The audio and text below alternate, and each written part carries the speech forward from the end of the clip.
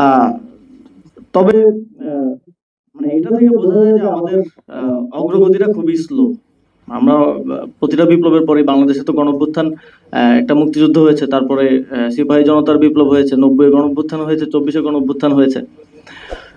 কিন্তু অগ্রগতিটা আসলে কতটুকু হয়েছে সেটা আমাদের পর্যালোচনা করার আসলে আহ, অনেক কিছু আছে।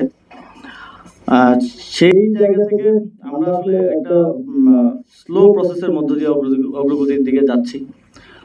2024 সালের গণঅভ্যুত্থানের পরে আহ, আমাদের থেকে আমরা হয়তো গণঅভ্যুত্থানের 3 মাস 4 মাস পরে এসে অনেক কিছু রিয়েলাইজ করেছি, যেটা আসলে 5ই আগস্ট থেকে 8ই আগস্ট রিয়েলাইজেশন আসার বা কিংবা সেই সময়কার যে বাস্তবতা, সেই বাস্তবতার সাথে অনেক ক্ষেত্রে মিলে নাই। আপনারা দেখেছেন 5ই আগস্ট শেখ হাসিনা পালানোর 1 ঘন্টা 2 ঘন্টা হয় নাই বোধহয় আমাদের রাজনৈতিক দলের নেতারা স্টাবলিশমেন্টের কোলে গিয়ে উঠে গেছেন।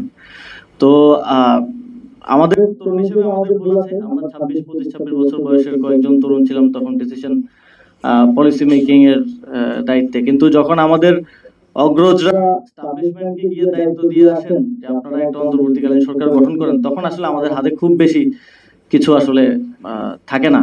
আমরা চেষ্টা করেছি তাদের সাথে যোগাযোগ করতে যে আপনারা যায়েন না।